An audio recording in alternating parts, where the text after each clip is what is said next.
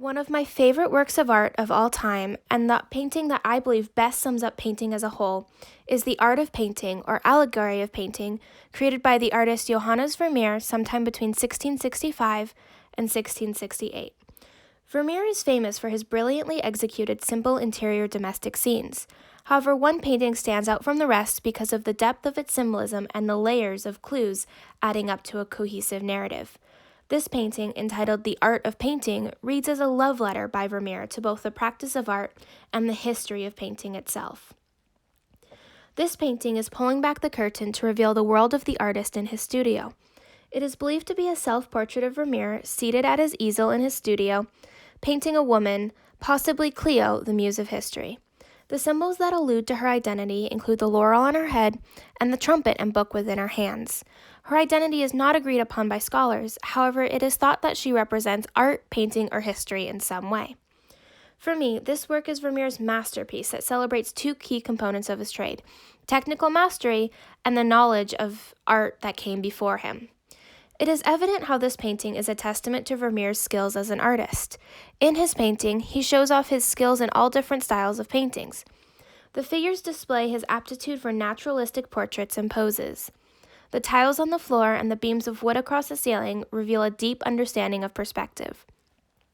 The objects on the table accumulate to create an interesting still life containing varied textures, and the map in the background consists of minuscule and intricate landscape paintings all along the border, and even has text that can be read.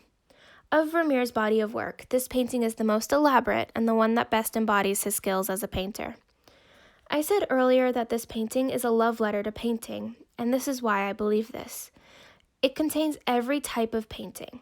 The curtain is pulled back to reveal a genre painting of an artist, creating a history painting of a muse, next to a still life on a table and in front of a map consisting of tiny landscapes, all while likely being a self-portrait of the artist himself. Beyond the blending of artistic genres and hierarchies, Vermeer references Dutch art history within this work. The most evident symbol for people with a knowledge of early Dutch painting is the chandelier, taken from the Arnolfini portrait by Van Eyck, one of the most revolutionary paintings in art history. Van Eyck was known for his mastery of oil paints, perspective, depth, and iconography, all skills Vermeer incorporates into this painting. Another symbol referencing art history is the top of the easel, which bears a striking resemblance to the signature of famed artist and engraver Albrecht Dürer. Dürer was a German artist who played a key role in the Northern Renaissance and a major part in getting Northern art to be as respected and well regarded as Italian art, which was considered the height of sophistication for much of the period during and after the Renaissance. This subtle nod indicates that Vermeer knew of and drew inspiration from artists in the past.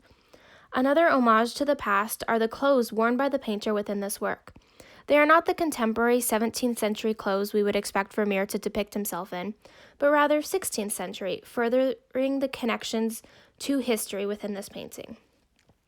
The hallmark of a Vermeer painting is how it just exists. The composition is not carefully crafted within a frame for the audience to view, but rather is a momentary scene that the viewer has just stumbled upon beyond a drawn-back curtain. He invites you into the room for a quick and subtle glance into the world of an artist at work, to view a moment in time frozen just before the artist makes another stroke with his brush or the curtain falls back into place, obscuring the scene.